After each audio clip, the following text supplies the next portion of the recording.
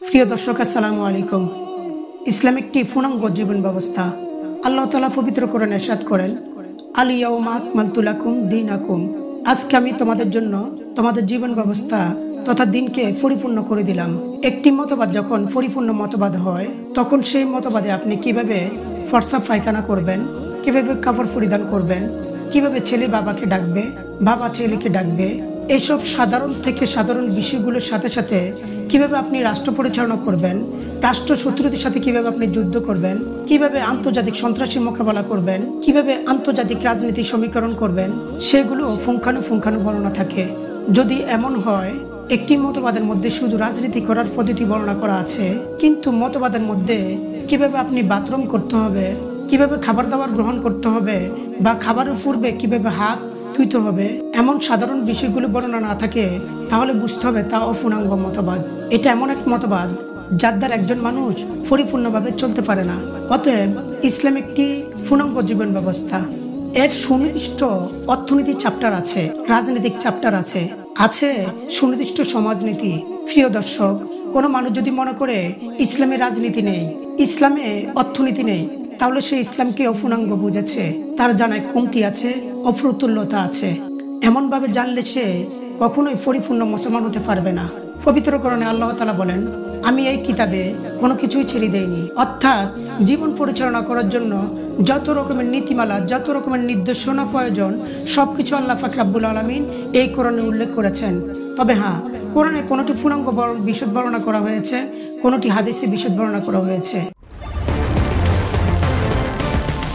পৃথিবীর মধ্যে হিন্দু, বৌদ্ধ, খ্রিস্টান, মুসলমান সহ প্রায় 4300 ধর্ম আছে, কিন্তু কোনো ধর্মই সব দিক দিয়ে পূর্ণতার অন্যান্য উচ্চতায় পুষতে পারেনি। উপাসনা নীতি আছে তো সমাজনীতি নেই, সমাজনীতি আছে তো ইবাদত নীতি নেই, ইবাদতগাহ পরিচালনার নীতি আছে কিন্তু রাষ্ট্রনীতি নেই। পৃথিবীর একমাত্র ধর্ম ইসলাম, যেখানে সমান্তরালভাবে উপাসনা নীতি, সমাজনীতি, রাজনীতি ও অর্থনীতি রয়েছে। এই কারণেই বলা হয় Islam is the complete code of life, অর্থাৎ ইসলাম একটি পূর্ণাঙ্গ জীবন ব্যবস্থা। এই কথাটি নেওয়া হয়েছে আল্লাহ তাআলার পবিত্র কোরআনের একটা আয়াত, আল ইয়াউমা আকমালতু লাকুম দীনাকুম থেকে। প্রিয় দর্শক বিন্দু, এখন প্রশ্ন হতে পারে, পৃথিবীর মধ্যে অনেক রাজনৈতিক প্ল্যাটফর্ম আছে, কিন্তু এখানে ইসলামী রাজনৈতিক প্ল্যাটফর্ম থাকতে হবে কেন?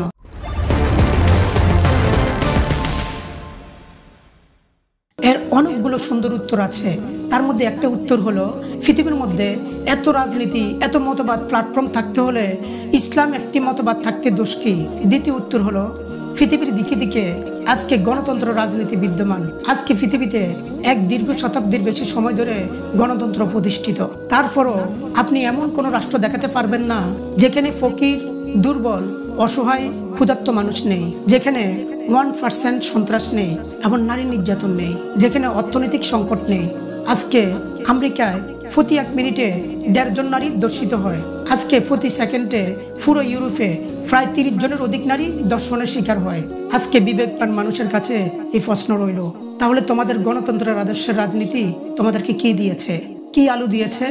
এখনো নারী নির্যাতন বন্ধ করতে পারেনি। গণতন্ত্র নারীকে রাজনীতি করার ক্ষমতা দিয়েছে। নারী প্রেসিডেন্ট হচ্ছে, মন্ত্রী, উপমন্ত্রী, সংসদ সদস্য, প্রধানমন্ত্রী হচ্ছে, তারপরও নারী নির্যাতন বন্ধ করতে পারে না পশ্চিমা বস্তাবার গণতন্ত্র। প্রিয় সচেতন বন্ধুরা, অন্য দিক দিয়ে বাদ দিলাম, আজকে নিরাপত্তাহীনতায় ভোগে কেন রাজনৈতিক মন্ত্রী, এমপিগণ? তারা রাষ্ট্র ক্ষমতা থাকা সত্ত্বেও নিরাপত্তার জন্য আশেপাশে সরকারি খরচে পুলিশ, র্যাব, বিডিআর অর্থাৎ উচ্চ পদস্থ প্রশাসন রাখে কেন? তাদের রাজনীতিতে জনগণের নিরাপত্তা নেই। এই কারণেই জনগণও তাদের নেতার নেত্রীদের নিরাপত্তা দিতে নারাজ। সুতরাং ক্ষমতার চেয়ারে বসে থাকা সত্ত্বেও তারা নিজেদের নিরাপত্তা দিতে পারেনি। এর বিপরীতে ইসলামী রাজনীতি দেখো, এখানে কোনো মন্ত্রী, এমপি, পুলিশ নিয়ে গড়ে না, জনগণই তাদের নিরাপত্তা দিয়ে থাকে। একবার রোম রাজ্য থেকে মদিনা রাষ্ট্রের প্রেসিডেন্ট হযরত ওমর ফারুক রাদিয়াল্লাহু তাআলা আনহুর নিকট রাষ্ট্রীয় দূত আসলো। তারা মানুষের নিকট জানতে চাইল, তোমাদের বাদশার কার্যালয় কোথায়? জনগণ উত্তর দিল, আমাদের কোনো বাদশা নেই, আমাদের একজন আমির আছেন, তিনি তার হারিয়ে যাওয়া উট খুঁজতে বের হয়েছেন। তারা এই কথা শুনে অবাক হলো, রাষ্ট্রপ্রধানের উট হারিয়ে গেছে আর রাষ্ট্রপতি স্বয়ং নিজের উট খুঁজতে বের হয়েছেন। অবিশ্বাস্য কথাবার্তা। অতঃপর তারা খুঁজতে খুঁজতে হযরত ওমর ফারুক রাদিয়াল্লাহু তাআলা আনহুর দেখা পেলেন। একটি খেজুর গাছের নিচে মাটিতে শুয়ে আছেন। অতঃপর রাষ্ট্রদূতদের সাথে আলোচনা হলো। তারা বলল, আপনি একাকী গাছের নিচে শুয়ে আছেন, আপনার জানের ভয় নেই? আমাদের রাষ্ট্রপ্রধান হাজারটা নিরাপত্তার মধ্যে থেকেও জানের নিরাপত্তার জন্য চটপট করে।